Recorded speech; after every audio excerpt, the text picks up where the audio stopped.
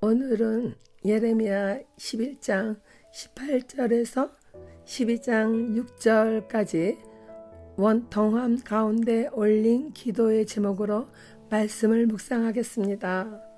먼저 감기로 인해서 목소리 상태가 좋지 않음을 양해를 구합니다. 첫째 단락, 고향 아나돗 사람들의 모해에 대한 기도입니다.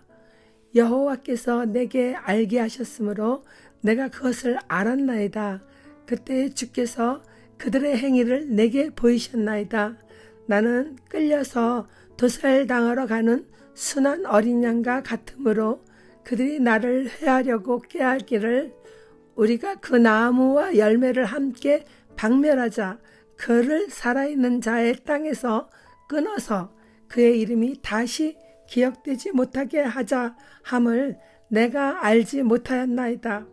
공의로 판단하시며 사람의 마음을 감찰하시는 만군의 여호와여, 나의 원통함을 주께 아뢰었사오니 그들에게 대한 주의 보복을 내가 보리이다 하였더니 여호와께서 아나돗 사람들에 대하여 이와 같이 말씀하시되 그들이 내 생명을 빼앗으려고 찾아 이르기를 너는 여호와의 이름으로 예언하지 말라. 두렵건대 우리 손에 죽을까 하노라 하도다. 그러므로 만군의 여호와께서 이와 같이 말씀하시니라. 보라, 내가 그들을 벌하리니 청년들은 칼에 죽으며 자녀들은 기근에 죽고 남는 자가 없으리라. 내가 아나돗 사람에게 재앙을 내리니 곧 그들을 벌할 해이니라. 하나님은 예레미야에게 그의 고향 사람들인 아나돗 사람들이 예레미야가 전하는 하나님의 심판에 대한 예언의 말씀을 더 이상 들으려 하지 않을 뿐 아니라 아예 예레미야를 죽여버리기로 모의하고 있음을 보여줍니다. 예레미야를 죽임으로 다시는 그의 이름이 기억되는 일이 없도록 하고자 합니다. 예레미야는 마치 예수님처럼 도살장에 끌려가는 순한 어린 양같이 끌려갈 것을 보여주시니 그는 하나님께 원통함을 아뢰입니다. 예레미야는 다른 어떤 성읍보다 자신의 고향 아나돗 사람들에게 더 깊은 연민을 가지고 하나님의 말씀을 선포하였을 것입니다.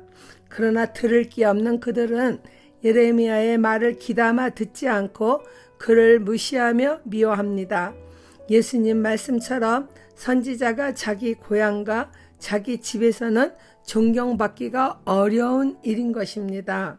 마태복음 13장 57절에 예수를 배척한지라 예수께서 그들에게 말씀하시되 선지자가 자기 고향과 자기 집 외에서는 존경을 받지 않음이 없느니라 하시고, 이러한 것에 대한 이해가 다 있을지라도 막상 고향 사람들에게 배척도 아닌 살해를 당할 수 있다는 것은 예레미야는 상심할 수밖에 없는 일이었습니다.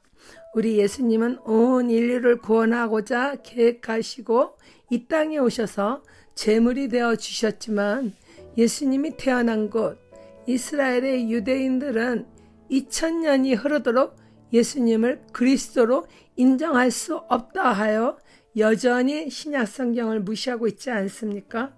다행히도 몇 해 전부터 유대의 교인인 이스라엘 사람들 중에 그리스도인으로 전향하는 사람들이 기하급수적으로 늘어나는 놀라운 일들이 일어나고 있어서 무화과 나무 잎이 연해지고 있음을 실감합니다. 무화과는 이스라엘의 국화로 이스라엘을 뜻하는 것이죠. 유대교만이 하나님을 온전히 믿는 종교라고 고집하던 유대인들이 그리스도를 향하여 마음을 연다는 것이 뻣뻣한 목이 부드러워지는 것과 같은 의미입니다. 마태복음 24장 32절 33절에 무화과 나무의 비유를 배우라. 그 가지가 연해지고 새 잎을 내면 여름이 가까운 줄 안다.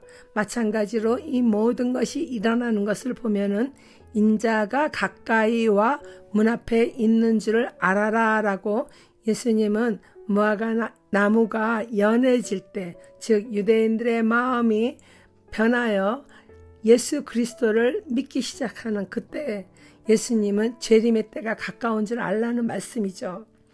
예레미야는 하나님의 뜻에 순종하여 민족과 나라를 구하고자 그들의 잘못된 우상 숭배와 사회적 문제 등 민족의 죄악을 회개하고 돌이키기를 선포하지만은 아나돗 사람들은 자신들의 고향 이미지를 예레미야가 손상시키고 있다고 느껴 그를 죽이려는 모해를 하였을 것입니다.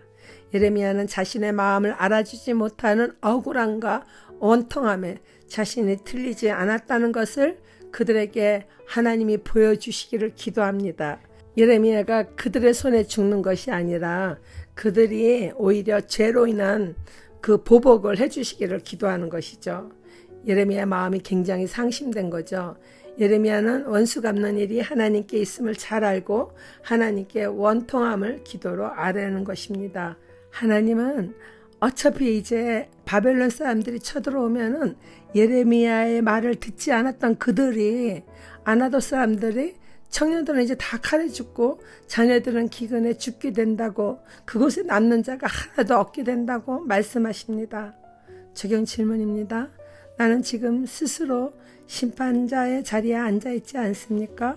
원수 갚는 일이 주께 있음을 믿고 기도로 아랠 나의 원통함은 무엇입니까? 둘째 달라 악인들의 형통에 대한 항변을 보겠습니다. 여호와여 내가 주와 변론할 때에는 주께서 의로우시니이다. 그러나 내가 주께 질문하옵나니 악한 자의 길이 형통하며 반역한 자가 다 평안함은 무슨 까닭이니까. 주께서 그들을 심으심으로 그들이 뿌리가 박히고 장성하여 열매를 맺었거늘 그들의 입은 주께 가까우나 그들의 마음은 머니이다. 여호와여 주께서 나를 아시고 나를 보시며 내 마음이 주를 향하여 어떠함을 감찰하시오니 양을 잡으려고 끌어냄과 같이 그들을 끌어내시되 죽일 날을 위하여 그들을 구별하옵소서. 언제까지 이 땅이 슬퍼하며 온 지방의 채소가 마르리이까. 짐승과 새들도 멸절하게 되었사오니 이는 이 땅 주민이 악하여 스스로 말하기를 그가 우리의 나중 일을 보지 못하리라 함이니이다. 만일 내가 보행자와 함께 달려도 피곤하면은 어찌 능히 말과 경주하겠느냐. 내가 평안한 땅에서는 무사하려니와 요단 강물이 넘칠 때에는 어찌 하겠느냐. 내 형제와 아버지의 집이라도 너를 속이며 내 뒤에서 크게 외치나니 그들이 내게 좋은 말을 할지라도 너는 믿지 말지니라.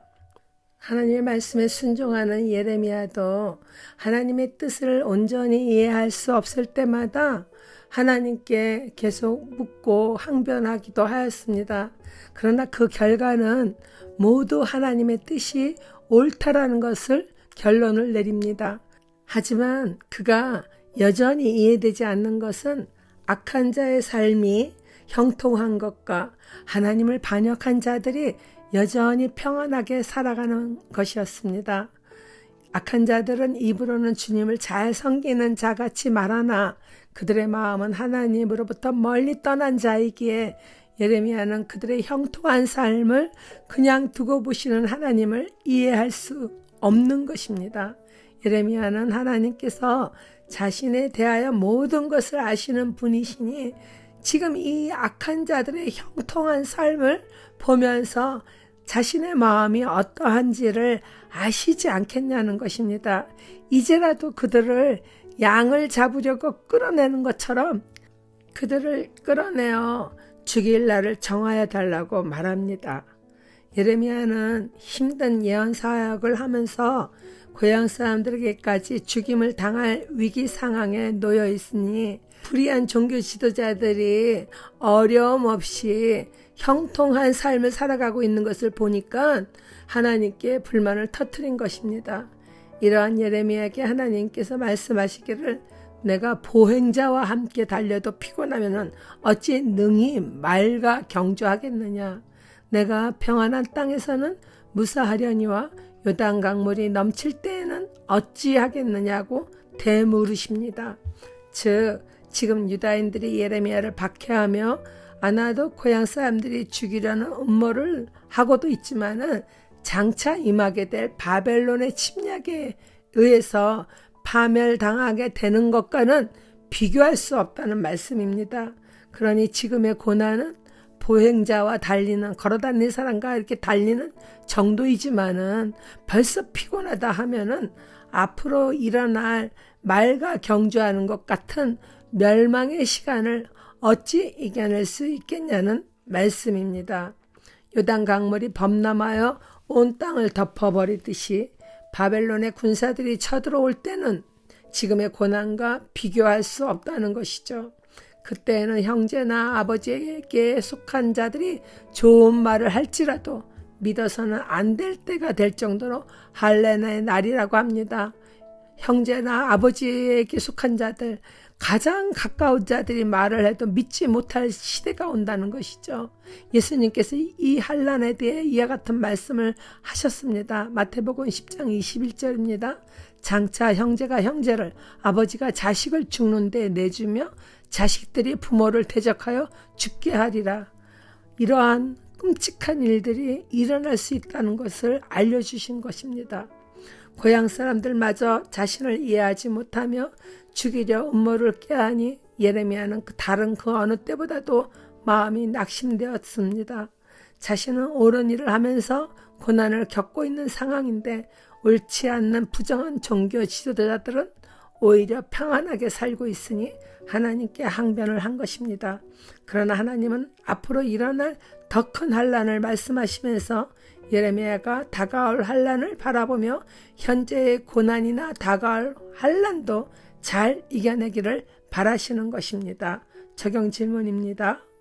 나는 인생 가운데 끊이지 않고 일어나는 고난에 대하여 어떤 마음인가요? 살아계신 하나님을 의지하는 믿음으로 힘써 이겨내며 나아갑니까?